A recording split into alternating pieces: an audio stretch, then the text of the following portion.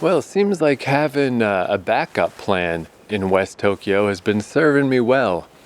Maybe that's a little less useful if you're in the center of the city, because who needs a backup plan? You just walk around, and just whatever, there's a million things. But out here, it's been good that if I have some kind of plan that's not fully working out, have a backup. So my original plan today was to go to Mitake Station because there was a sign there when I was there the other day of like whatever their local peak is. I forget the name right off the top of my head. But that it was about an hour and a half to get to the top, and then another 40 minutes if you wanted to go to the second peak. And I was like, that sounds all right. Maybe I'll try that.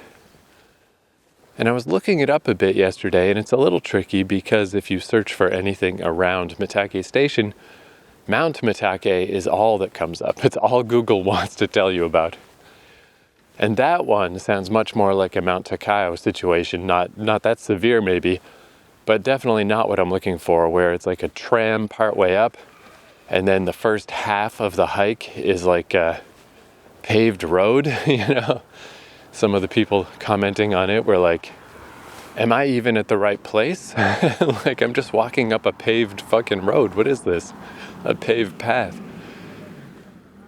So it does connect to other peaks as part of a great big day-long super trek. Seems fine. But as a place to go on its own, that's definitely not what I want to do. But then this other mountain, whose name I don't recall, and I'm looking around on the map and it's not coming up. Yeah, it's like if it's not one of the huge mountains, it's a little tough to figure out the names of these things. But I did look it up, and basically it seemed like it was one of these cases where you're walking up a mountain, but you're not necessarily aware so much that it's a mountain. It just feels like walking through a path in a park because it's so forested and wooded over. Which is fine. That's generally how it is in Fukuoka, and that's kind of how I like it because, when I was in Okutama the other day, and I was on this really small, extremely steep mountain, and it was very scary feeling because it felt like I was just in the sky. Not a good feeling. I like to be in a mountain that's a little more gradual. So this all seemed pretty decent, but then they were saying like, yeah, when you do get to the top, there's a view. It's all right. I don't know, I guess it's like weird to read reviews in some ways because it's like a little, people seemed a little nonplussed. And I guess the idea of it being an there and back hike is also, usually I just tend to walk around in a big loop, but obviously that's a little tough with mountains, that's not always possible. Again, good old Fukuoka, man, Fukuoka is the best. It's almost always possible in Fukuoka. The mountains are just the way they are. They're not that huge, and there's a city on the other side of them. And you can just keep going. In this case, though, it would have been at least 90 minutes, possibly a little over 2 hours, both ways. Just go up, then come down. Which even that, just the idea of doubling back, there's a lot of little things that I'm not like necessarily excited about this plan. I just kind of want to try going up one of these millions of mountains near Okutama, but it's just like not important if I do or not. It doesn't really matter. It's just like, maybe. This one seems okay, so we'll see. But then today, it was very overcast. It's kind of how I expected the weather to be every day during the winter. I thought that's what I was signing up for by coming here in the late fall. And it's been amazingly beautiful and clear almost every single day. Today, though, pretty overcast. The weather said there was definitely a chance of rain. Yet another reason to maybe not want to be an hour and a half into a hike where the only escape route is an hour and a half back. But I woke up relatively early. The snoring guy was still snoring, but like at a normal degree. I don't know what happened to him a couple of days ago. It's like he was fucking possessed by a demon. I slept pretty well.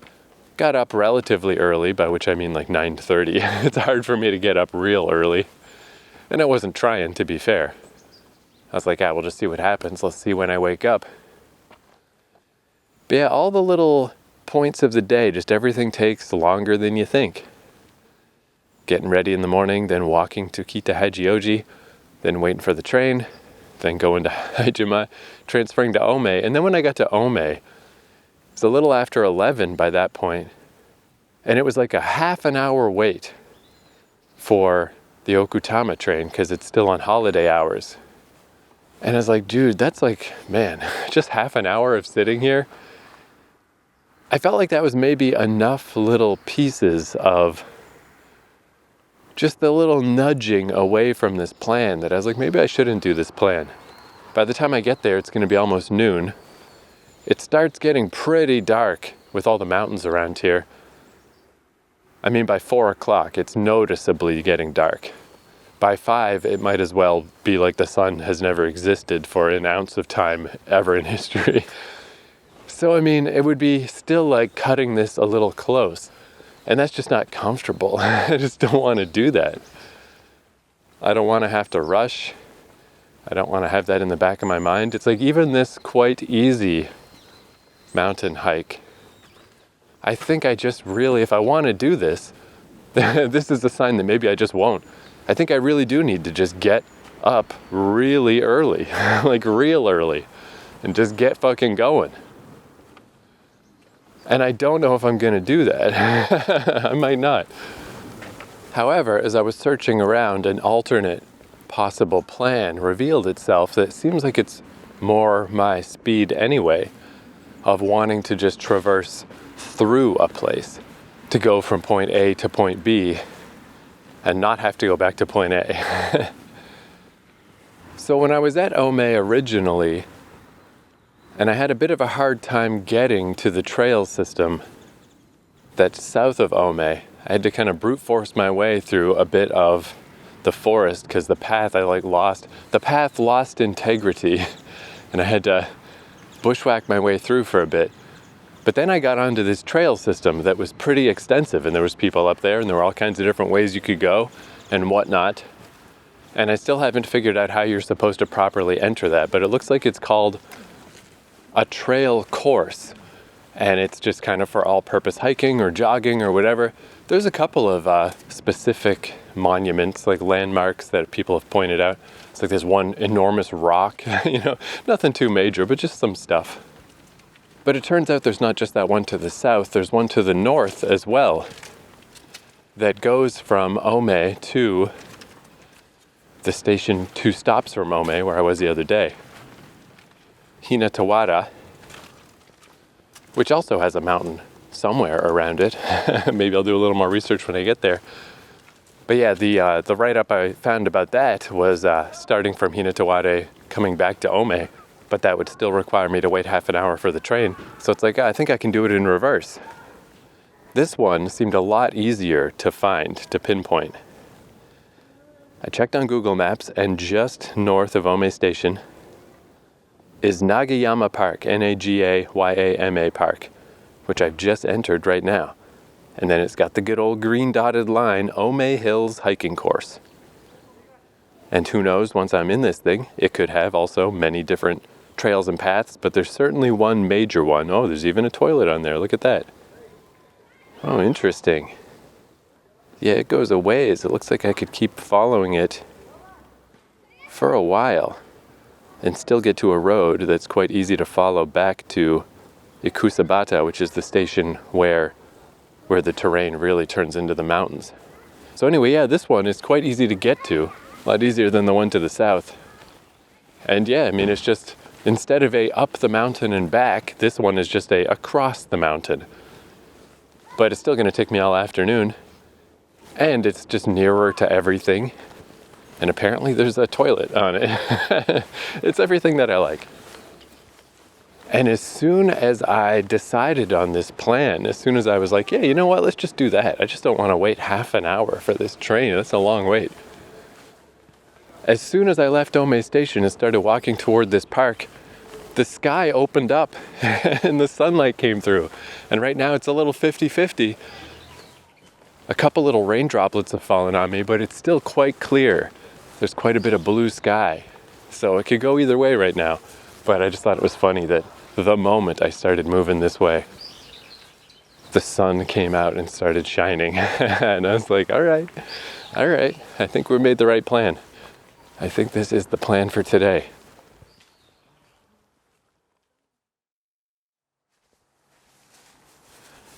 Man, I think this is kind of perfect. This really worked out well.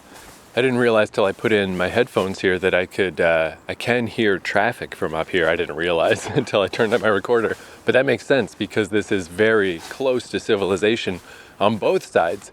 Basically, it's a ridge line that you can walk along.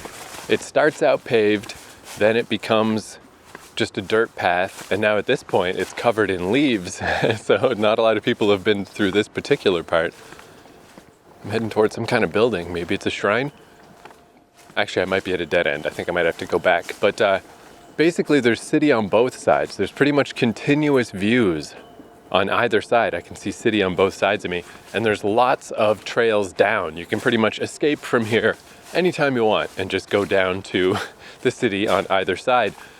Very casual, but very nice, because there's, like lots of openings in the trees and lots of beautiful views. And like already I've been impressed, and I've only been up here like 15, 20 minutes. Yeah, I am at a shrine. Here is the gate. I came in the back way. At this particular shrine, we've got empty Suntory whiskey, some coins, a 50-cent coin. Big spender. The actual shrine is closed up. And it looks like a yuzu, but it's huge, like a great big yuzu left as an offering. So yeah, this is kind of neat too, because like this shrine, for example, would have been an entry point. There's like all kinds of ways into this thing. And the hiking course on the other side was nice too, but it was way more forested, way more in the woods, which if you're looking for that, I mean, that's what that is. This one's kind of cool for the opposite reason, that it's way more open to the air. And I'm just like looking down these steep ass stairs. I'm definitely not going down there. But this looks like it's the Baiganji Temple. Baiganji. But I'm going to head back and get back on the main course. But I can see Ome down below me. See the cars driving by. Yeah, this is nice. Because I was thinking how, I don't know, I don't have that many days left out here. I might not get around to a proper mountain ascent. Because I think really I'm just not a mountain climby guy in the sense of straight up and straight down. Because like one thing about this little trip is I've been learning a lot about myself, and I've definitely been learning that the destination is never the point. Like my famous waterfall rants or whatnot. Just getting to a place for the sake of the place doesn't fire up my brain. Heading through a place is what I like. So I feel like ascending a mountain would be very similar. To get to the peak just to say that you got to the peak, just to put that check mark. I did it. I've been to the peak of this mountain and that mountain and whatever. I don't care about that at all. I care about the experience of traversing. Getting there doesn't matter. Don't mean nothing. And it seems that these straight up and straight back mountain trails, they are just going to be. One guy, for example, he described the other hike I was looking to do today as monotonous, which was kind of one of those things when you get the translated reviews that are translated from Japanese to English. There's some weird terminology that I feel like is probably not quite right. Like monotonous is probably not quite what he meant to imply. But sometimes those translations, they really kind of slap you in the face with how direct they are, Like, I bet that's kind of true. 90 minutes on a continuous uphill path where all you can see around you is woods. That kind of is monotonous, Where this is like ups and downs and lefts and rights, different ways you can go, different shrines I've passed, different people I've seen, and just views. There's so many views up here that I've already seen like 3 different placards explaining what you're seeing in the distance. Like, here's this mountain and here's this temple. A little person with binoculars, like, check it out. This is very cool. I like this a lot. There was also, when I was ranting about at that scary mountain near Okutama, how there was a little cartoon mom with her kid. I saw the same cartoon mom with her kid. That's just a standard graphic for the maps of the area. So they weren't implying at all that a mom and their kid should go up those terrifying nightmare stairs to the death zone. That's just a common piece of clip art that they use. So that's good. They're not insane. They're just not fully mindful of where they're putting the happy family. Man, though, it's one serious issue with Google Translate when you use the Google Lens thing to do real-time translation. Because this has happened to me a bunch. And today I was finally like, why? This is actually kind of fucking me right now. Why does it keep doing this? Is that obviously a lot of Japanese writing goes vertically rather than horizontally. And there was a sign with a bear on it, which I guess, there you go. Information passed on. There's bears around, potentially. Again, because I can see a city on either side of me, I don't think that's actually a thing I gotta worry about. But good to know that, it's possible, it's good to be aware of, I guess. Because that happened one time when I was in my hometown of Fredericton, New Brunswick during COVID. One time, a family of bears managed to cross a couple of different highways and get into the big park in the middle of the city. It only happened once, but it is good to be aware that you never know. Once in a blue moon, it's possible a bear could find their way to these places even when they're really close to civilization. So it's good to know. But I would have liked to read it, just in case there's any additional information. And yeah, of course I could learn Japanese, but the problem is the way this Google Translate thing works is it did translate it, but then it spits it back at me in a horizontal format. And the lettering is so small that if I zoom in all the way, I still can't hope to read it. It's just a serious design flaw. It's completely ridiculous that it does that. There should be some way to change the layout, or just to copy all the text and paste it somewhere else into just a text document so I can just read this, please. It's kind of cool that it translates stuff directly on the image. The first time I ever saw it, it was like a little magical special effect. I was like, oh, really cool. But it's not practical. You don't need to do that. You don't need to make sure that the translated writing is at the exact right point on the sign that the original lettering was, if you're going to present it in the wrong format and make it literally unreadable. That's fucking annoying, man. And I can't be the only one that's having this problem. I assume this is one of these things that will be changed in the future, but for now, thanks a lot, Google. I can't read this shit. You're not helping. You're so close to helping. And here we go, back on the main trail. And yeah, there's a little bridge that I'm crossing over this gorge, and it looks like of the main peaks. So yeah, there's this little train yard museum thing that I think was closed right now. So peak 1 and peak 2 I have passed. I'm at here, so there's 1, 2, 3 more for this segment. And then the trail definitely loops down to the train line, should I want to do that. Yeah, and this is just kind of neat, because there's so many ways to, when I was at that temple a minute ago, that went down off the side of the mountain on the Ome side, but now there's a path that goes down on the other side, which what is over here? I don't know, it's just like a little neighborhood. I don't know that it even has a specific name. Maybe it's also just part of Ome. Yatsu Park, Tsushita Clinic, health food store, children's playground. So yeah, it's just some civilization on either side. Man, what the heck is this? There's just a bunch of ramshackle, old sort of dilapidated little sheds around here. These little metal boxes and a backhoe. So maybe this place is still kind of in construction. But there's a big monument here.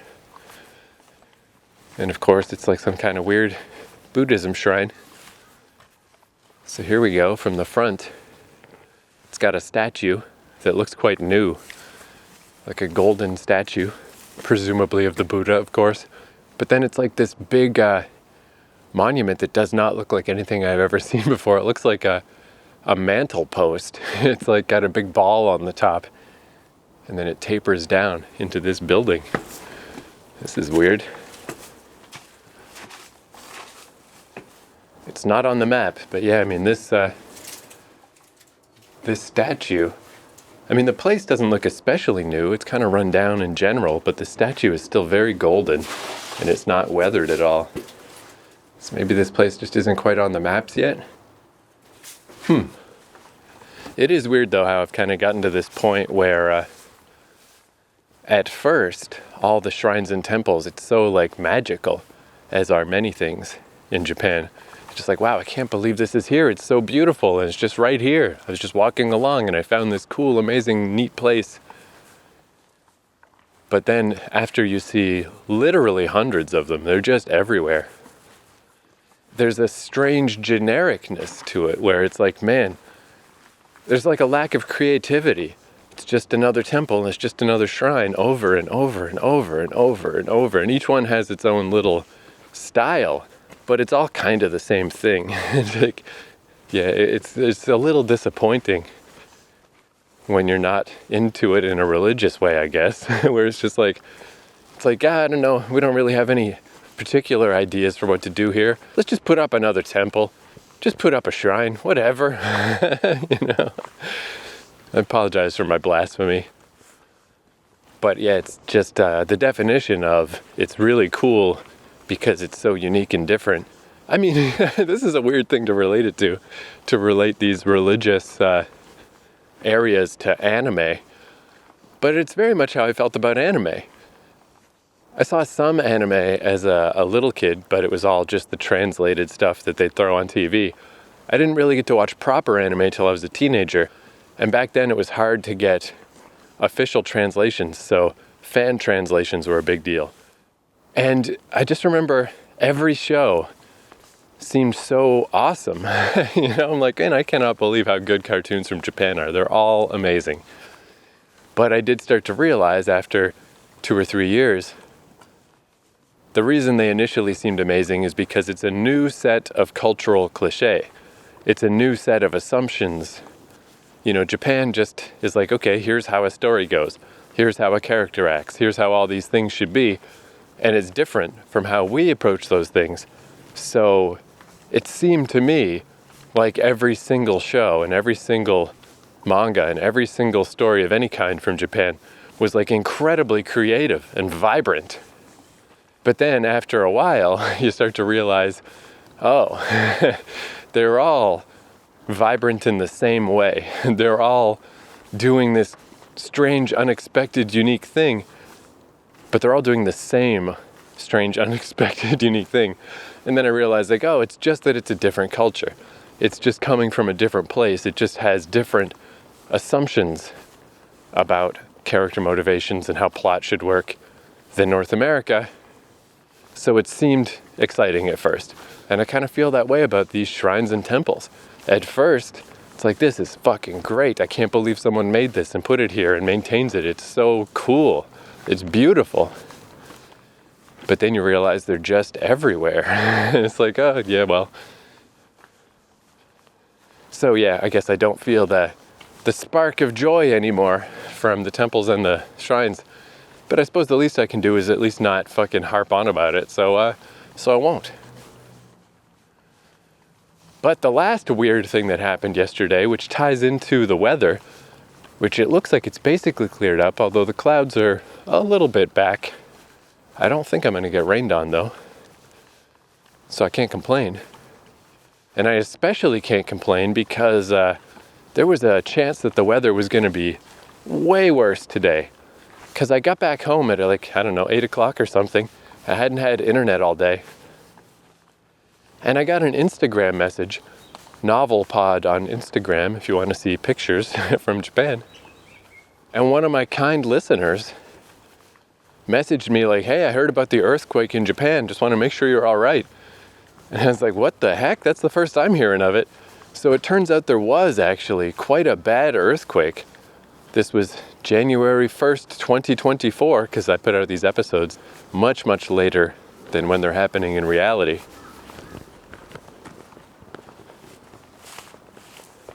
I just walked past a hiker. I've kind of hit the point now where there's not very many other people. There were dog walkers and stuff at first. And yeah, I'm looking down at the city and I'm quite high up here. But yeah, this is not at all the scary kind of high up. This is a very wide road. You could easily drive a car on here. And even the edge of this, it's not like when I was at Mount Takao the other day and I was losing my shit. This is one of those ones where if I fell down, break a wrist, sprain an ankle, I'd be fine though. Really high up, really amazing view, not scary. So yeah, there was this earthquake that, from what I was reading, was like one of the worst ones since like 2011. And the coastline, the northwestern coast, was just getting fucked. They had to evacuate a bunch of people. Sounded like a very bad scene. But in Tokyo, apparently it wasn't a big deal because I have no idea where I was when that happened. I didn't notice it at all. And just doing some Twitter type research, I did see other people in Tokyo saying that they felt it, but they didn't mostly realize it was an earthquake. It was very, very slight in Tokyo. So that's lucky. Not lucky for the affected people, of course, but lucky for me that Tokyo seemed fine. And then they were saying potential for tsunami today. And I'm like, holy fuck, well, I guess I'm staying inside. But even by that evening, by later that night, they'd already removed the tsunami warnings. And like, okay, no, it's not. You're all right. So yeah, this overcastness today is not surprising. But definitely nothing I could complain about. It could be a lot worse. And there's some more hikers. And a random path up into the woods. Let's try this. And there's a whole bunch more behind me. Yeah, so this is definitely quite a peopled route. Quite a few people. But not in like a crush of humanity way. Just like a nice, comfortable, yeah. Why wouldn't you be up here? This is awesome. It's very easy to get to.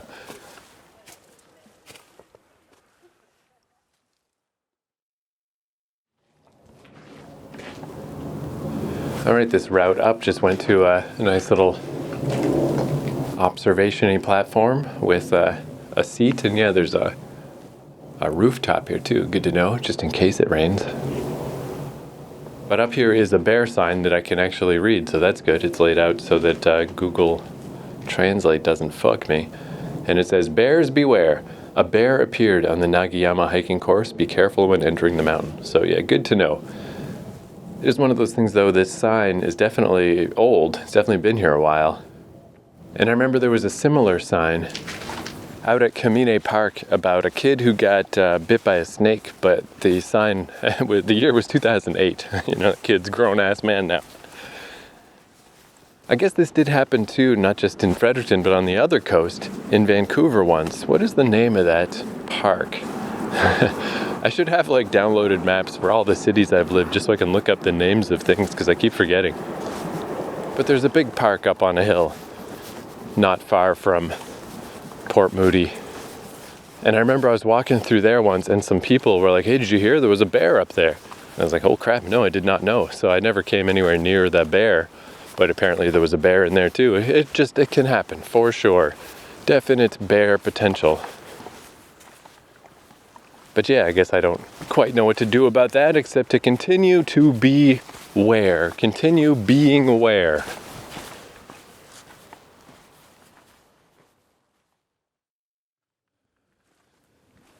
I was just thinking, because this side of this mountain, I mean, it is steep, but it's not, like I was saying, it's not death steep. I was thinking, in the unlikely event that I did meet a bear, I bet I could use my monkey powers.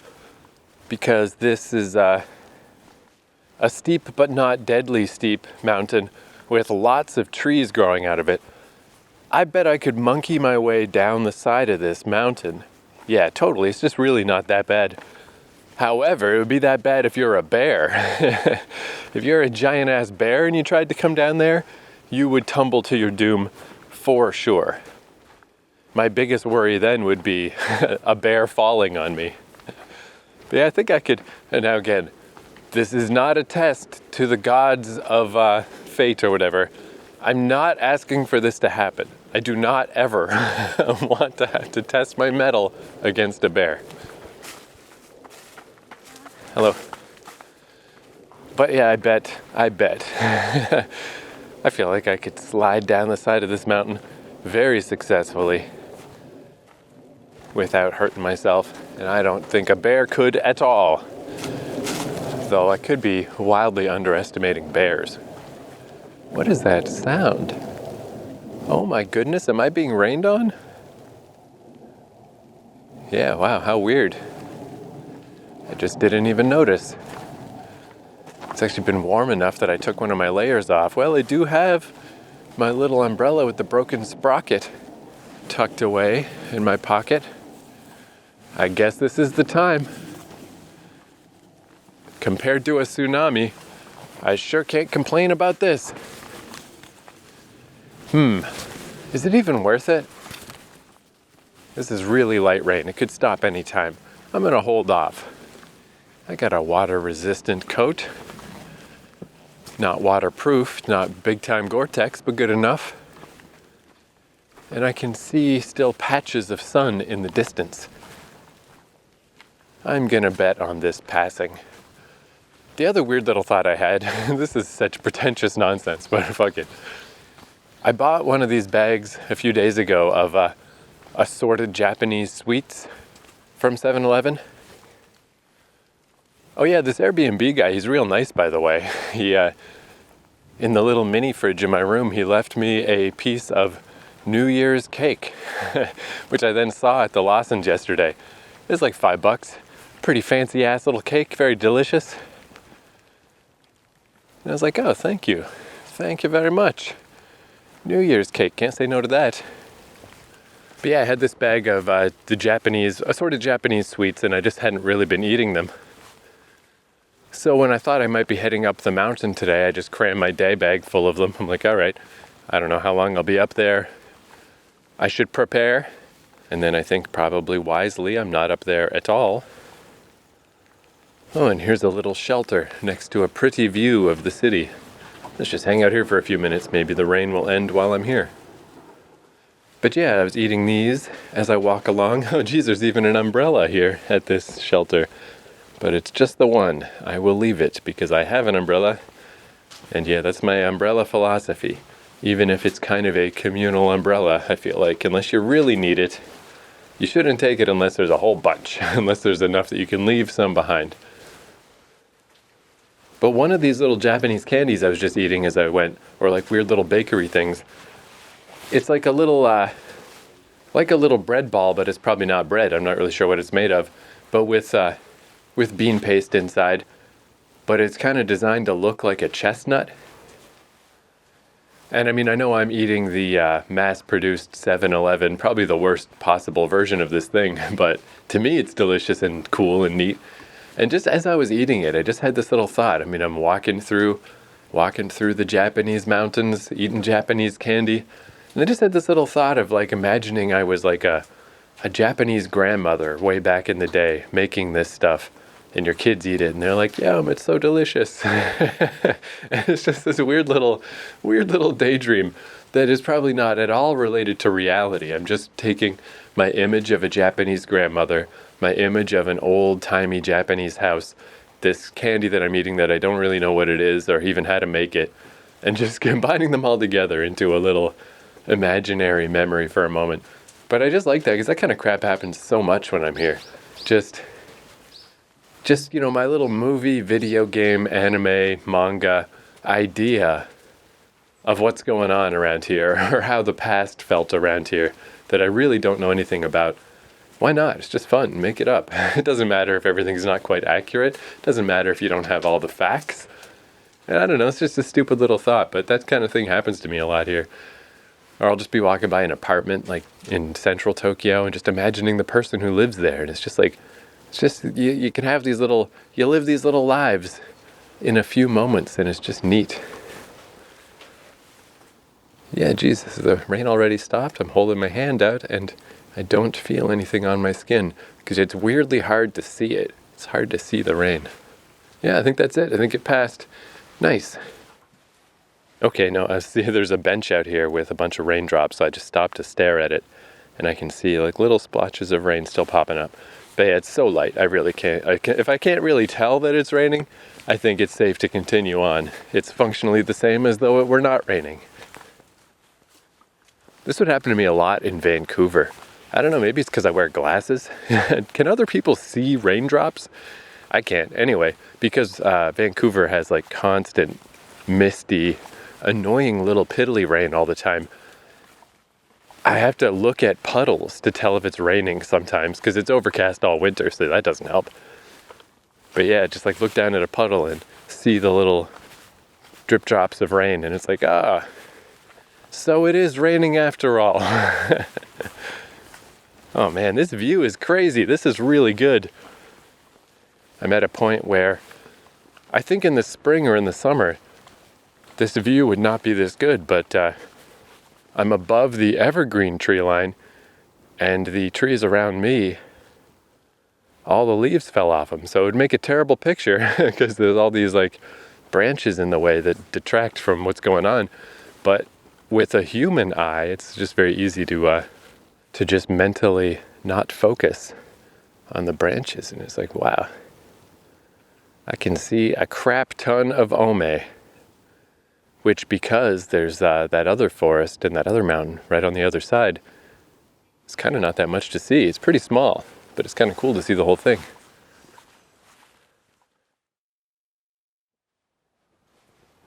Man, this ridge is a little bit ridiculous. Like, you just go from one really sweet view to just a little ways farther, there's another higher up, even sweeter view. This is like ridiculous. The sun just came out too, so it's making it double good.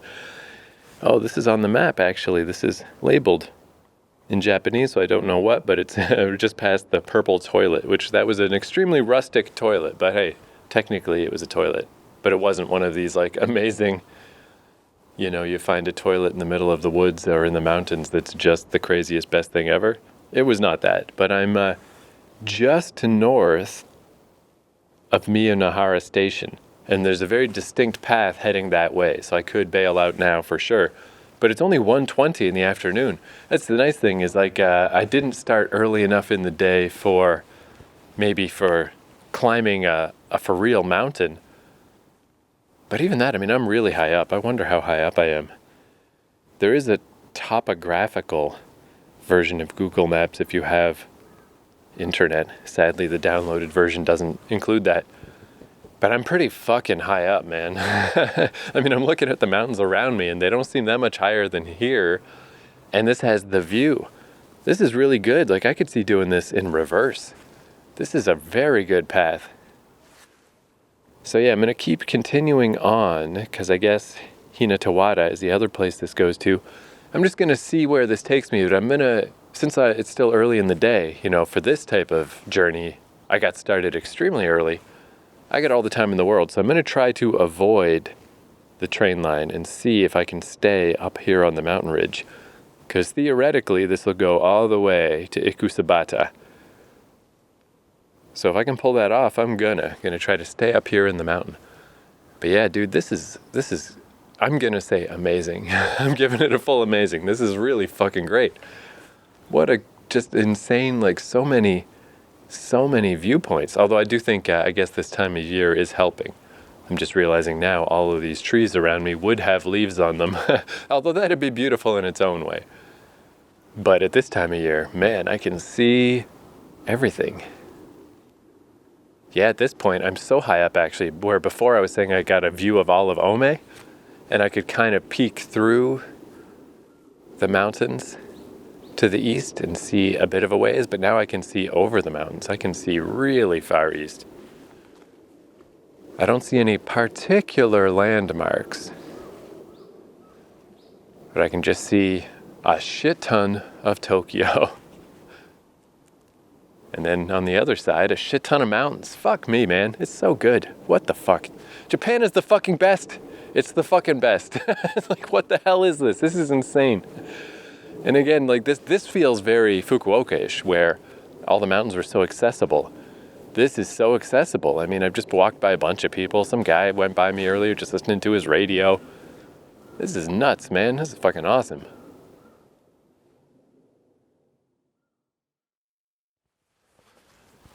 I wonder from an exercise perspective, just from a pure burn-in calories going up and down perspective.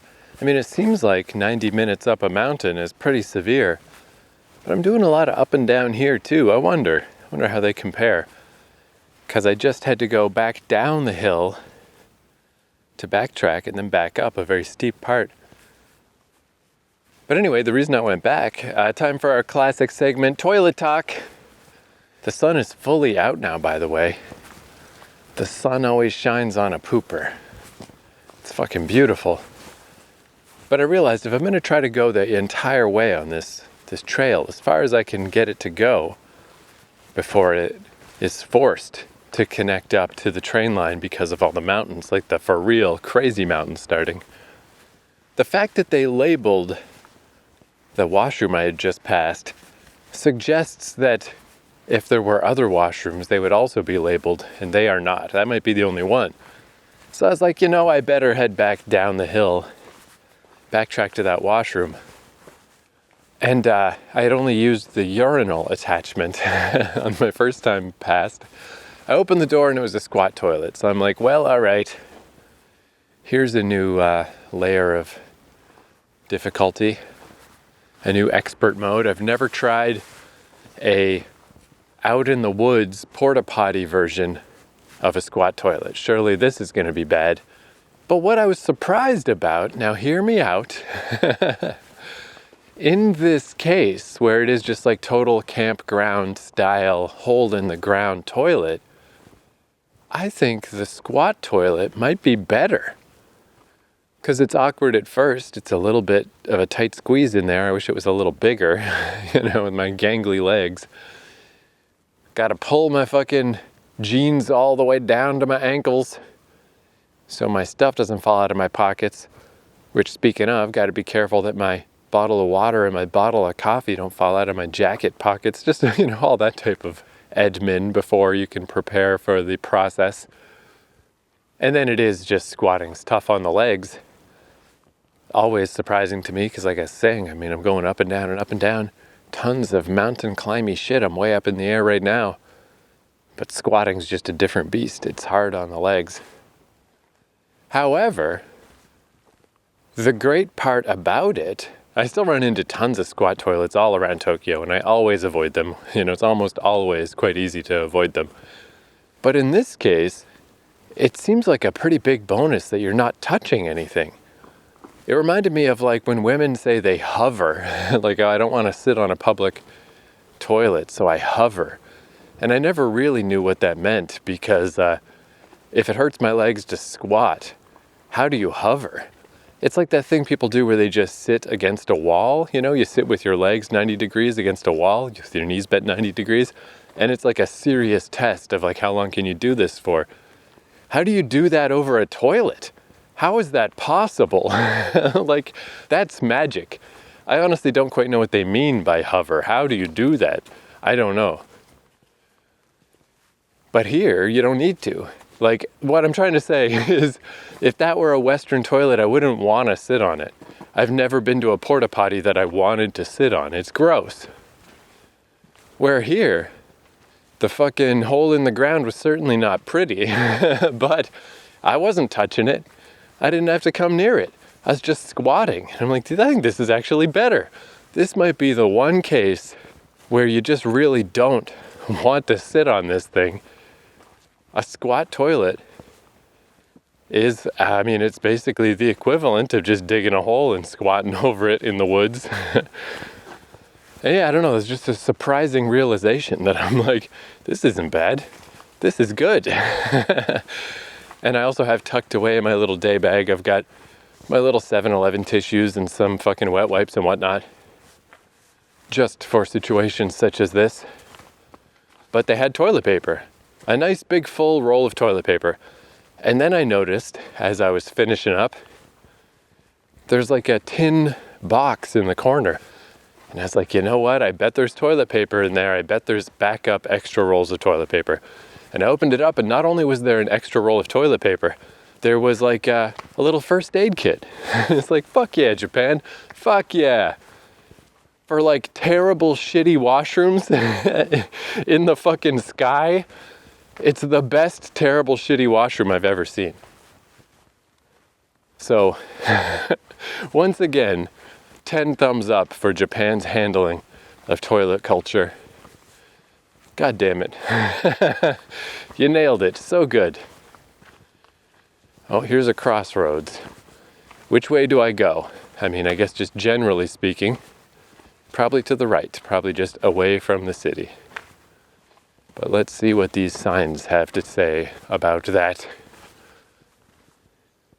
Yeah, I've passed all of those major observation point peaks. I guess there's like 4 of them. Oh, I see in that last one I was at, it is a little bit higher up than the other ones on the map. So that one was la crème de la crème. There's probably no more super duper observation stuff. And yeah, here's the sign. Hinatawada Station, Ome Station, 4 kilometers behind me. Mount Raiden, nice, like a Mortal Kombat, 4 kilometers ahead of me.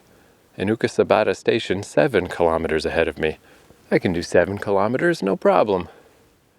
I still got several hours of daytime. And the ruins of Karakai Castle are 3 kilometers, but hey, maybe we'll see. We'll see. I've never seen the ruins of a castle that are actually anything to this point, so that's probably nothing. But nice. Everything continues to be extremely well laid out, extremely easy to follow. God damn, man, this is really good.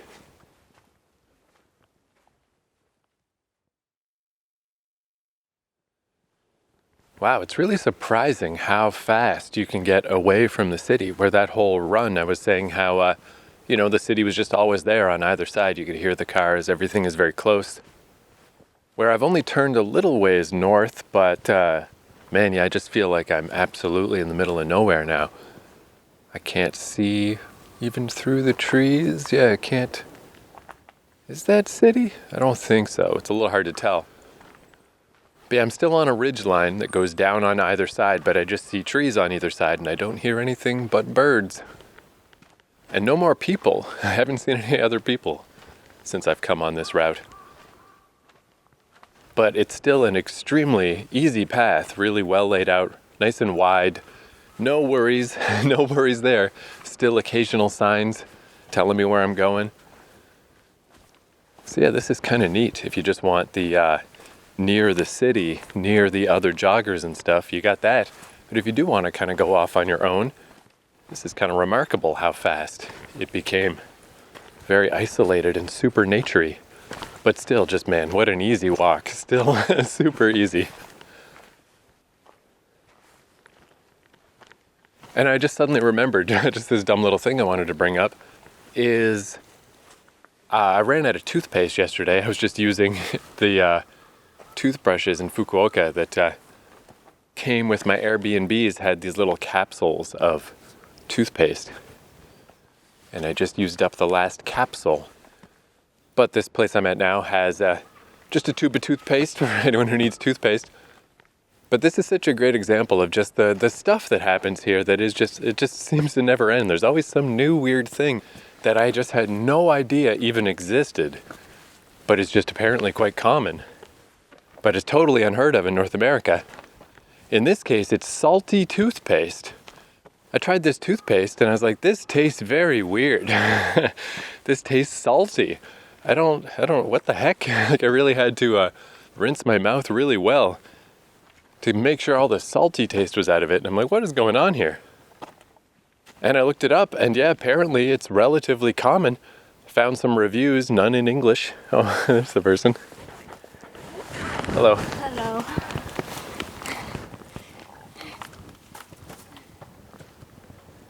There, a hiker just came up behind me. I let her pass since I'm going to be talking to myself. But hey, there's one other person on this trail. That's good. It's not just me. But yeah, I found some reviews for the salty toothpaste and none of them were in English. And some of them were saying like, yeah, this is the best. I love this toothpaste. I swear by this toothpaste. And sometimes it's a little hard to find. I got to special order it in certain parts of the world because you can't get the salty toothpaste, which is certainly true. If you're in my neck of the woods, no salty toothpaste. So, I mean, I guess the sodium somehow helps clean your teeth. I guess it's an okay thing. And I mean, I guess you are rinsing it off. It's not like you're swallowing this stuff. I guess it's okay. But it just feels so weird to me. Obviously there's this brand new thing that in all my decades of life I never heard of. I guess it makes sense that it seems weird the first time. Because, we have our minty toothpaste, which who knows what they put in the minty shit. It's probably sugar. It probably is bad for you. And then we have like the baking soda Arm & Hammer style toothpaste, which is kind of good. I don't mind that stuff.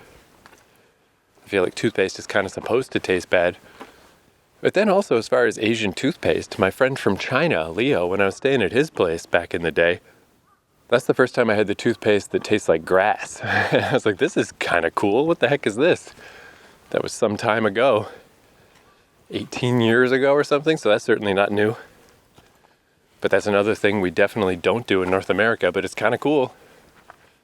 So yeah, salty toothpaste. I don't know. I don't know. I mean, it just felt wrong. It's like, this doesn't feel like I'm brushing my teeth.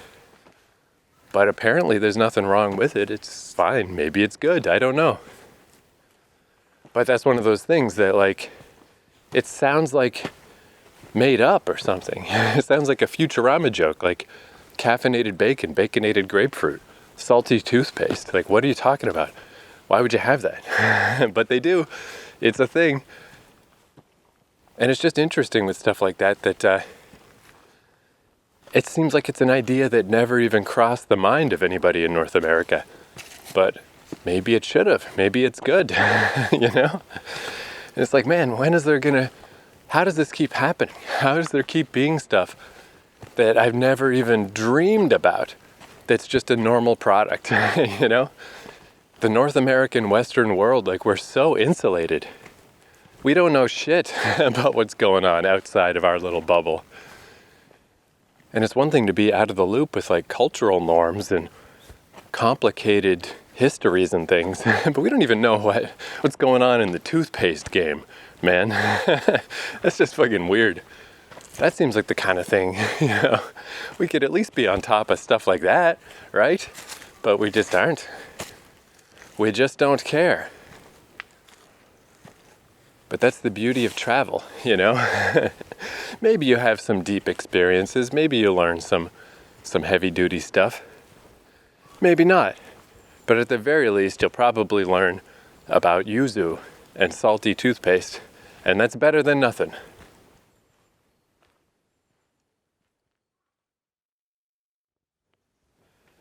Well, this is pretty cool, even though, like I was saying, it feels very much like I'm suddenly in the woods, but I did catch a view through some trees of the city. It's not that far. I mean, how could it be that far? I mean, I'm just on foot. I haven't gone that far, but it feels far. But I just got to a signpost that you can bail out right here and go to Ishigamime Station.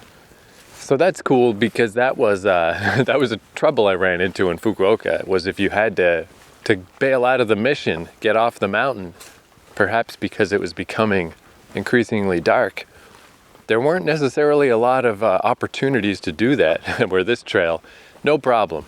You want to get off here, you want to go to that station, there you go, here's the sign. And yeah, I've passed some people who are more serious hikery type people, but also a young man and his mom went by earlier. So it's like, yeah, this is easy. This is pretty easy. Oh, and here's a little hand-painted sign, which usually, these are, they're quaint, but they're a little tricky because Google Translate doesn't like handwritten Japanese.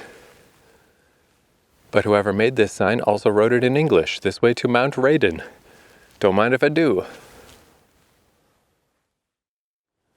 Man, I think I will try to do this trail from the reverse once I get to the end, and I know how to get into it from the other side.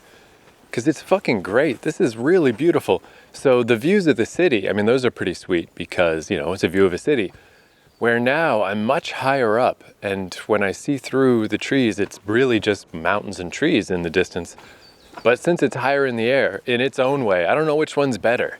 The city view is kind of sweet because it's a city, but this is just like, bam. It's just like, there's the world, man. It's fucking awesome. And yeah, still a very easy path. A lot of ups and downs, but nothing tricky. And if anything, it's like overly signposted. where it was 6.9 kilometers to the end in the first sign that I saw. And the last one I saw was 5. So just in the past 2 kilometers, I mean, I've easily passed 8 signs. It's like arguably excessive. It's just sign after sign after sign after sign. But I mean, that's not a bad thing, you know? It definitely doesn't want you to feel like you're getting lost or that you're going the wrong way. So it's a real nice mix. Oh, here's a good example. Man, I can only see through the trees, I can only see a small gap way in the distance. That must be a bridge? I thought it was power lines at first. Oh, maybe it is power lines. But basically, I just see rolling hills followed by a background of rolling hills. It's fucking pretty. So yeah, it's like a very, very nice nature path up in a mountain ridge, but also super duper signposted and extremely well curated and maintained. The best of all worlds. And not short, too. I mean, this is actually possibly a longer journey than my other plan would have been, to go up to just a single mountain peak or a pair of peaks. I mean, I still got 5K to go before I get to the end. And it's just beautiful as crap the whole way. And I don't have to double back. At the end, it's gonna spit me out at a fucking train station. How goddamn perfect is that? This is 10 out of 10. This is A+. Like, this is really, really good. I mean, technically, I don't know if I'm still on the Ome Hills hiking course. I don't know if it's still called that at this point. Because there was a sign that said, you're now passing into what is now private property. But, we've had everyone who owns these places has agreed to let everybody use them. Just be chill, take your garbage, don't start fires, be cool.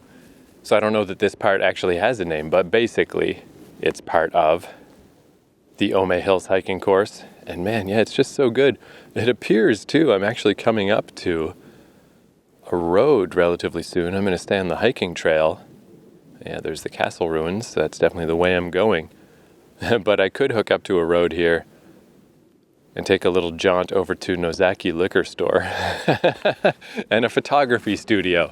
So if you need to get liquored up and take some school photos, like, that's what's so neat about this. It's nature as hell, but it's so easy to pull the plug at any time.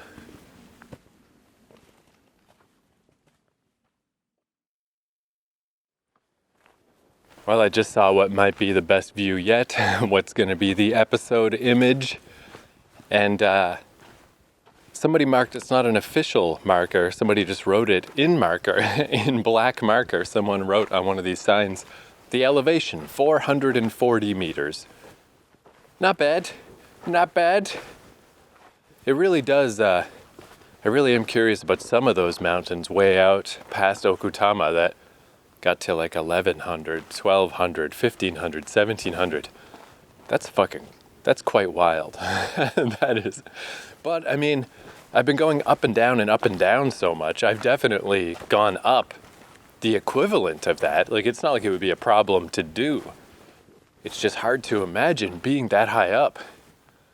Though I guess even that comes down to the perspective, I mean, if a man's 1,500 meters in the air and he can't see anything but trees in his immediate vicinity, then what difference does it make?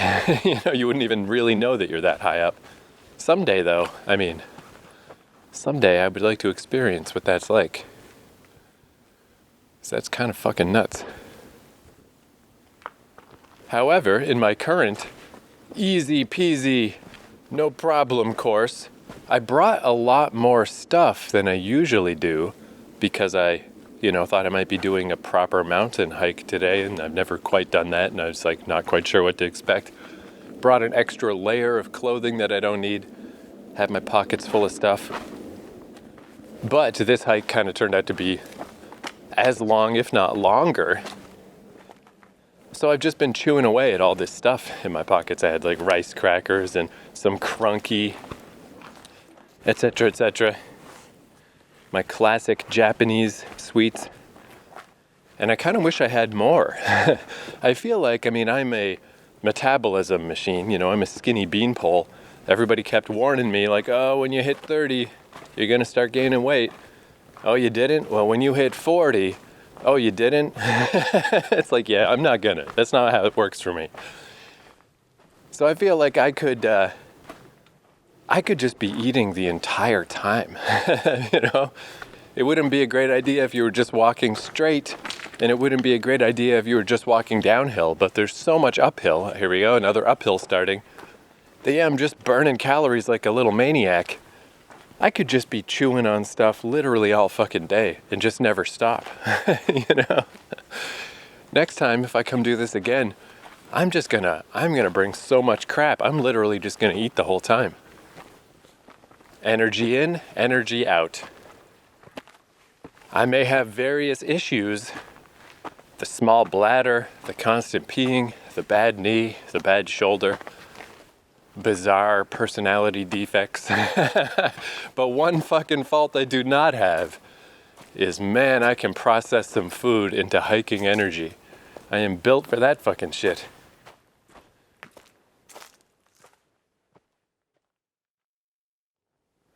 Haven't seen anybody in a while, but a jogger just went by, and yeah, I've seen some people jog in some pretty suspect areas where it's like, that seems like not the greatest place, but this one's pretty good. I mean, there's definitely some roots and stuff, some parts where the steps are basically tree roots that are a little rough, but it doesn't seem crazy to jog on this. That's how nice of a path it is. And man, the cycle of life, I noticed just maybe yesterday, 2 days ago, maybe it was just yesterday, that I had this like really tough blister that had formed on one of my toes, and it finally, like, the dead skin fell off. And I was like, maybe I'm stronger now. But no, I just had to stop and put a Band-Aid on it, because the new blister's immediately forming. That one spot, man, that's your lot in life. But that's why I always have Band-Aids in my wallet. They were just sitting in there in Canada for some time and did nothing. And now in Japan, every couple of weeks or so, I tend to need to bandage up a toe. And also, this is where the sign to Futamateo Station is. And this is one suspect trail, dude. It is like kind of steep and definitely disused down into scary forest. And from here, I've had a few views of the city, and it's not close. It is not close at all. So like, what the fuck is this? You know? I would definitely not recommend bailing out of the journey at this point. Just keep going.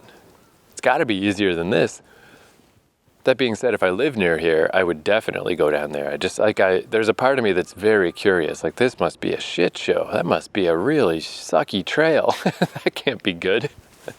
But it is just still amazing that there is one. They're just like, hey, if you really want to go to that particular station, I mean, it's only 4.2 kilometers to Ikusubata at the end. Probably you should just power on through, because even if it was getting dark, it's only going to be darker down there, down in the scary-ass fucking Brothers Grimm forest that's down there. I'm just very surprised to see a path to that station, because it's like, what the fuck? But there is one, is the point, even if it's fucking crazy. And clearly no one uses it. It's there.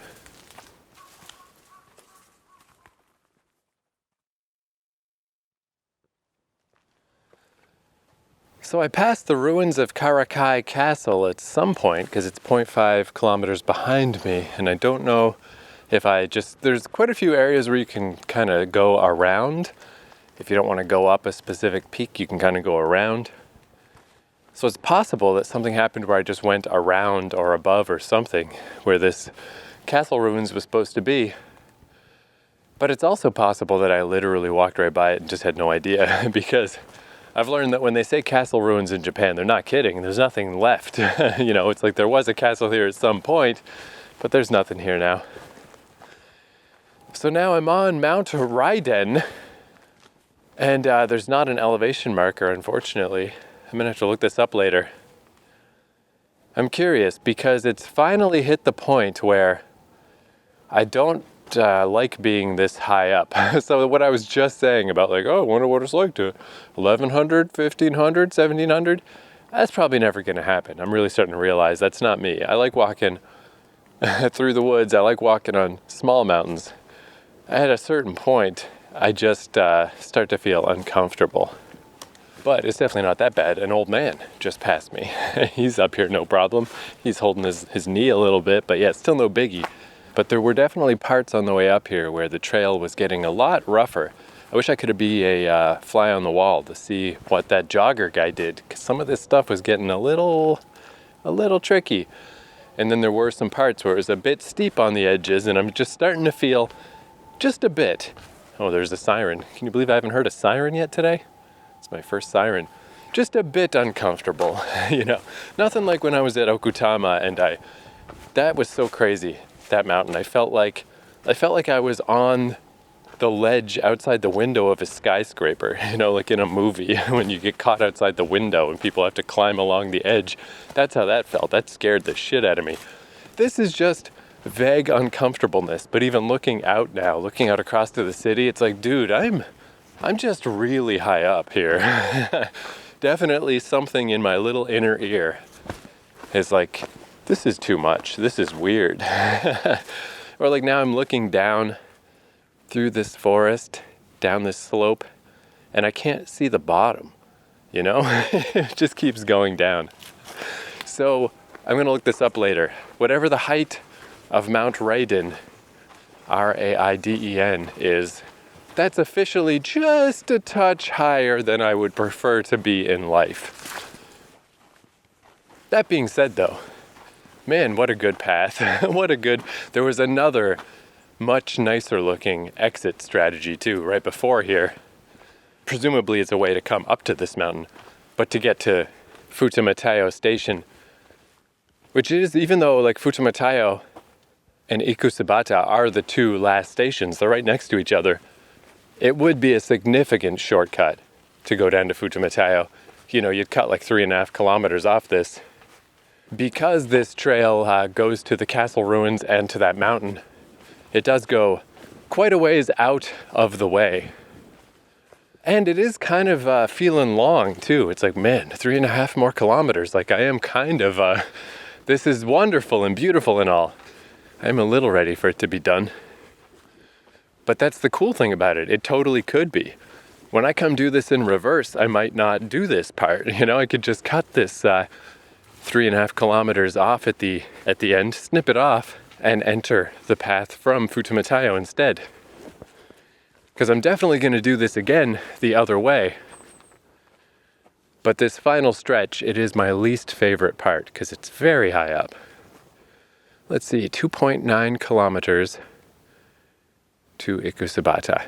And at 1.2, there's Enoki Toge Pass. Who knows what that is? Hopefully it's not a terrifying rope bridge over nothing. 8 kilometers back to Ome Station. So yeah, that would be a fine hike on its own. The 7 to 8 kilometers. Cut it off right before Mount Raiden. I think that might be the plan. Because yeah, it does keep getting progressively rougher too. Like even this part I'm walking on now. Earlier on, not only was everything really well curated, but there was always like a kind of fencing on the side, or like ropes if something was particularly creepy.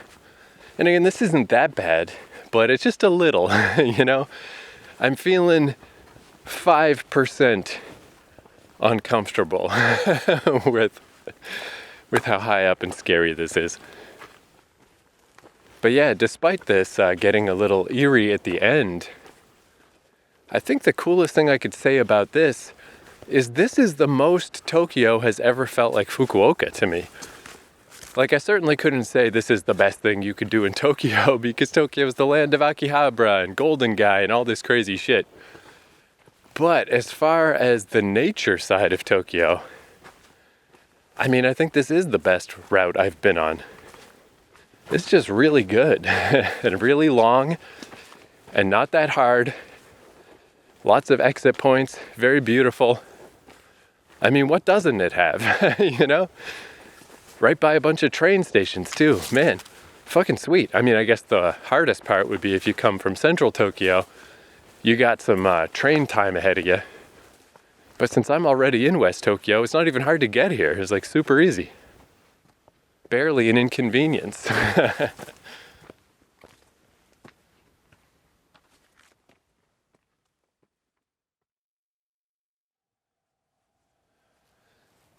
All right, well, this kind of checks out. So I got to a little sign that said, "Oh, that's a nice view." I just turned around, just saw the view behind me, because there's no view ahead of me.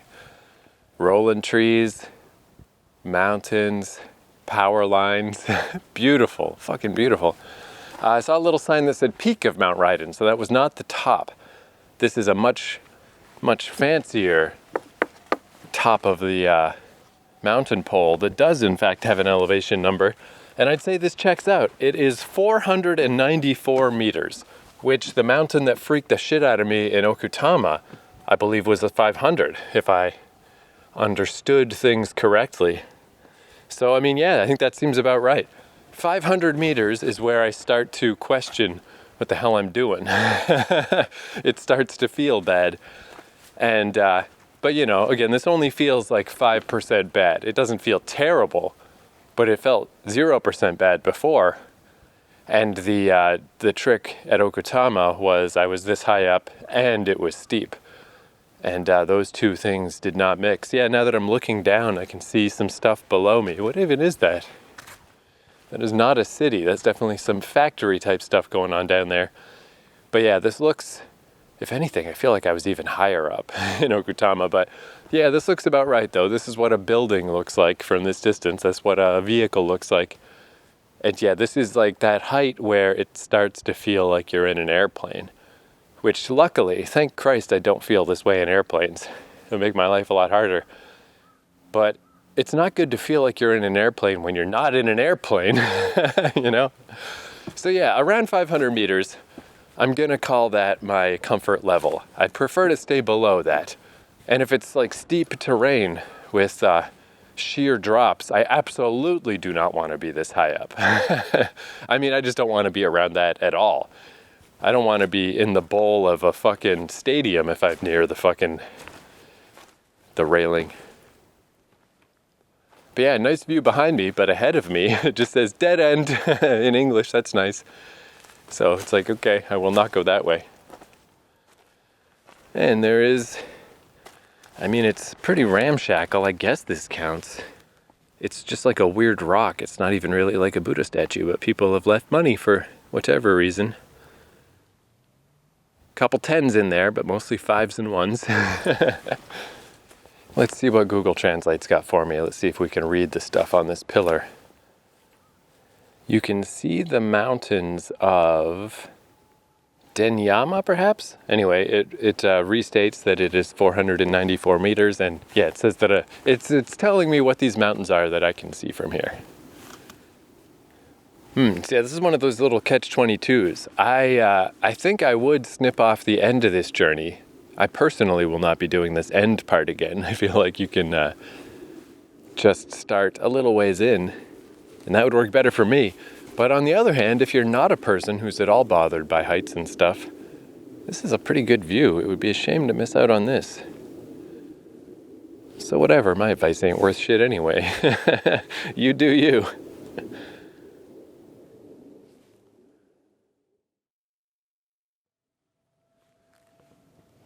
Man, I was just taking a picture of this view, and I just had deja vu. It's so weird. Deja vu is such a weird phenomenon because it's so clearly not real, you know? I can definitely guarantee I have never been here before in this life or any other. But it's just like for a moment, it's like, whoa. Oh, and there's a for real siren.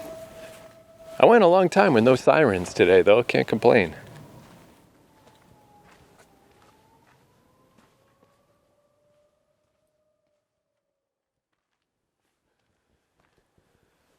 Hooey, yeah, this last stretch is definitely a little too much for my personal constitution. It's like 4 o'clock now. Starting to realize that the sun's getting lower, you know? Again, this is the final stretch, should be all good. But after Mount Ryden, it's like very distinct stairs going down, and I'm like, well, all right then, let's wrap this up. And then they started going up again. Like, darn it. Now I'm going down again. And I think this is the final descent, but who knows? Who knows what's going to happen? I think I got a couple of kilometers still to go. But yeah, I'm out of snacks, even though I've been Like, you gotta be fucking kidding me. How can I hear that from here? Crazy. But yeah, even though I gorge myself on tons of snacks all day, just because I'm burning that energy, I'm feeling peckish in the belly. I'm looking forward to going and getting some food. It's weird because, like, I don't think I actually am really hungry. I don't know, but I get that feeling in my belly that's like, you should put some fucking fuel in here, dude. But I'm also out of coffee. Definitely just all systems are running down. So, I mean, kind of it's all coming in just for the perfect dismount, the perfect landing. But it would have been beyond perfect if I bailed out at my previous opportunity to bail out. Going down too, it's so tricky. I mean, I've said this many times, I gotta deliberately go slow because of my knee. It always is the descent that makes my knee hurt. But this is the one place where, a lot of people have hiking poles, and I did use those in Canada. My roommate bought me some for Christmas, and they were very useful in the winter time. I only used them in the winter, but to keep yourself from slipping on horrible ice and cracking your head open, they were great. Around here, I really just don't think they are probably that helpful, and they kind of don't work for me anyway because it's just makes my shoulder hurt.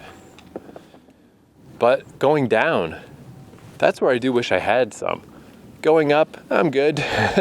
But going down, yeah, like, it would be easier to pace yourself and to take the pressure off the knees on the way down with some hiking poles.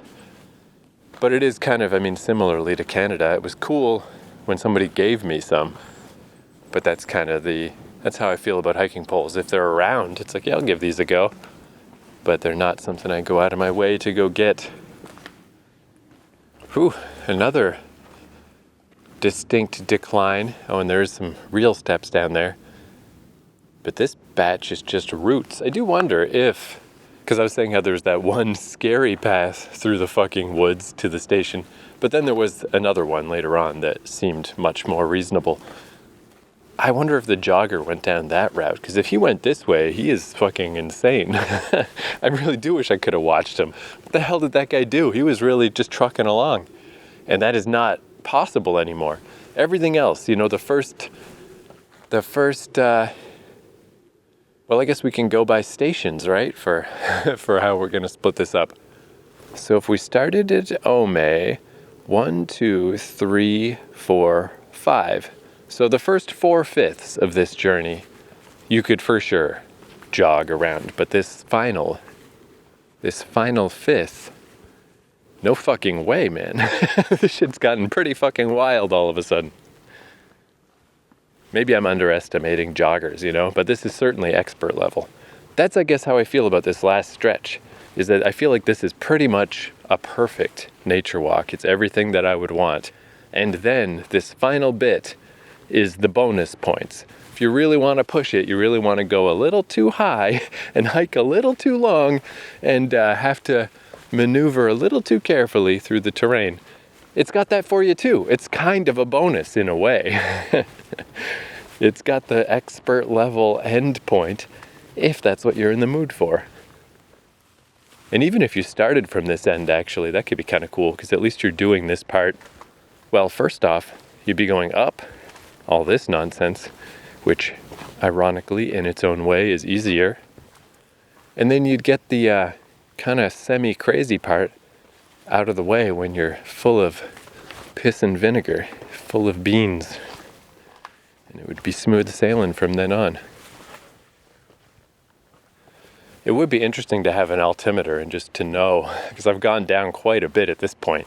I wonder what elevation I'm at now. I do sometimes think that like an actual compass that points north would not be the worst thing I could ever have. Never thought before that I need to know what height I'm at, but I'm starting to get curious. And I don't know what that pass was. This is also how you can tell that you're in the rugged wilds of this trail, is the constant signage. There still are signs, but it's not constant like it was. So I don't know if I got to the pass and I passed it, because I don't really know what that means. What is a pass? Like, what is that? I don't know. Maybe it's still coming, or maybe I already went by.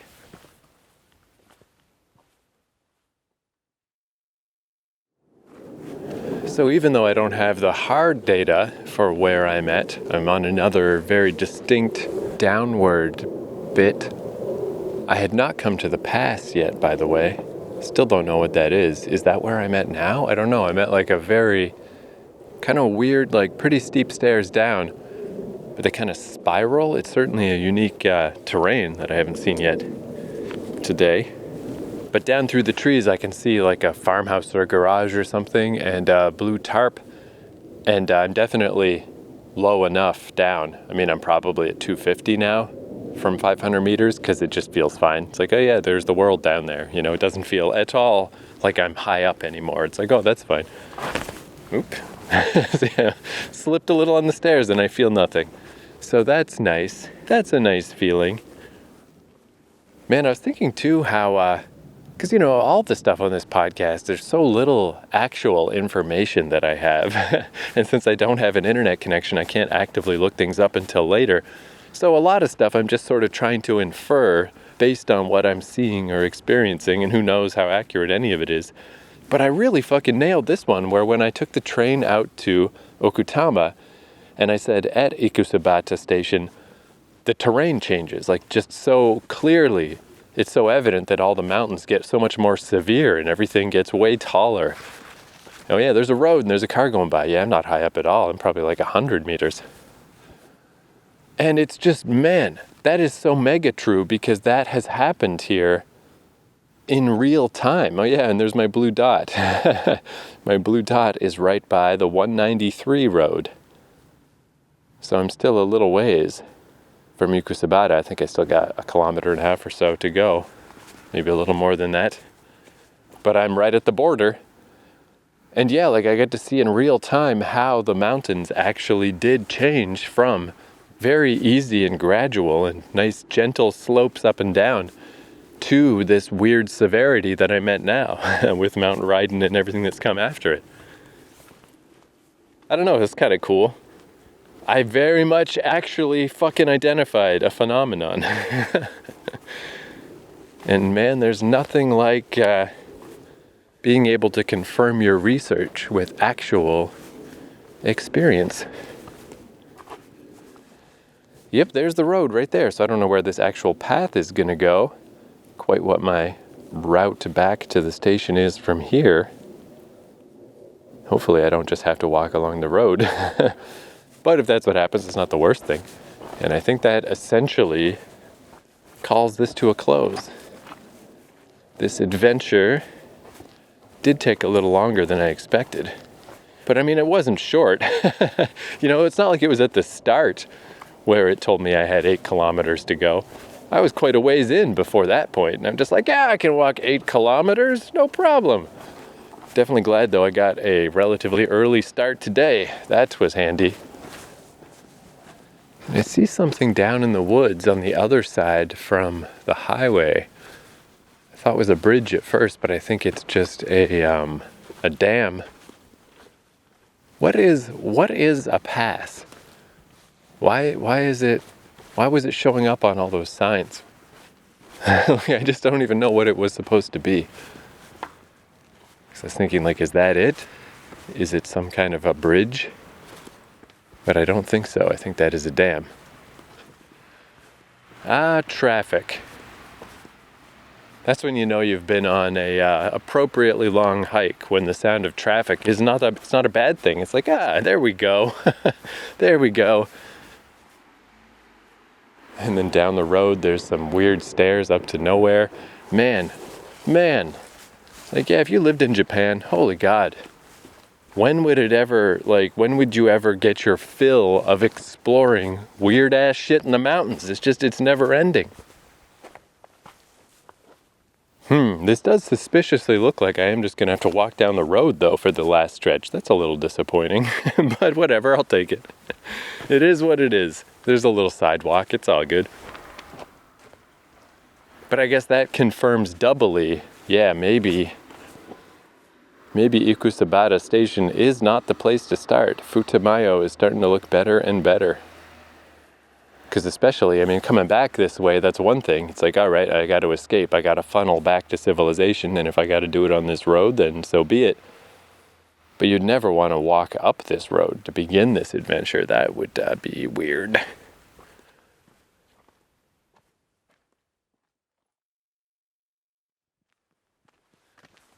All right, actually, I'm going to upgrade my recommendation or de-recommendation. It turns out it's not just me. I mean, I was definitely kind of struggling a little with that last fifth of the journey of like, I do feel like this is not the same, this is not as good, something weird is happening here, but I was like, it's probably just me though. I'm just getting tuckered, I just don't like the heights, I don't like the whatever. But I think this kind of seals the deal. This is actually quite a long walk down the highway at the end.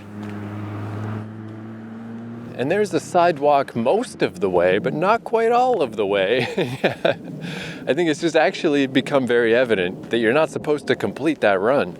That final fifth is too far, because at the end it's like, oh, we didn't expect you to be here. We got nothing planned for you. I don't know. Just walk down the highway, I guess? Yeah, no, there definitely is. It really is the expert bonus part, because this is a bit unceremonious, this finale. So stay tuned for when I come back the other way, because I'm definitely going to start one station before this and make it into truly the perfect mountain trail that at that length it is. But this is how you find out, man. You gotta try it once. And I mean, in its own stupid way, this is kind of nice. There was really only like one turn where the sidewalk went away. I mean, there's just these weird, narrow mountain roads. I mean, like, what can you do? Sometimes there just isn't room. The rest of this is all right. And I mean, this is nice in its own dumb way. Just walking down the fucking road next to all these really rundown houses in this neighborhood. Man, this place is falling apart. But kind of nice in its own way. Sun's still up a little bit. The twilight's settling in. It's kind of pretty, but I could never recommend this to anybody. This is too much. I pushed it too far. Overall, though, still, what a nice discovery. What a cool day. But I need to stop talking because I am wiped. I feel like the adventure cells in my body are fully filled. Fully filled up. Thank God I don't have another 2 or 3 kilometers to go, because I'm good. I am good. So thank you for listening. I will see you next time. Adios.